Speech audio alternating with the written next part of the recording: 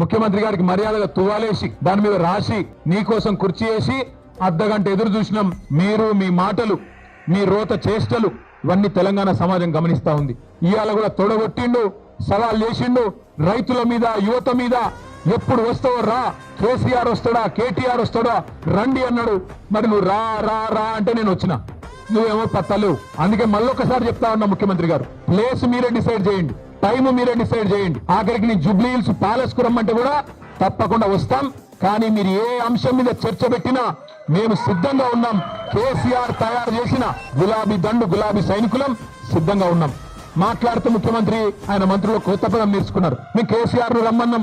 మా పిల్లలు సోషల్ మీడియాలో పోస్ట్ పెడితేనే గడగడలాడుతున్నావు. నీకు కేసీఆర్ కావన్నా? చిన్న చిన్న పోస్టులు పెడితే దానికే గడగడలాడుకుంటే వాళ్ళని తీసుకుపోయి జైల్లో పెడుతున్నావు. నీకు కేసీఆర్ కావన్నా? నీ లెవెల్ కు మేము చాలు, నీ లెవెల్ కు మేము సమాధానం చెప్పే సత్తా కేసీఆర్ తయారు చేసిన ఇంతమంది సైనికులకు మా పార్టీలో ఏ నాయకుడైనా నీకు సరిపోతుంది నిజానికి.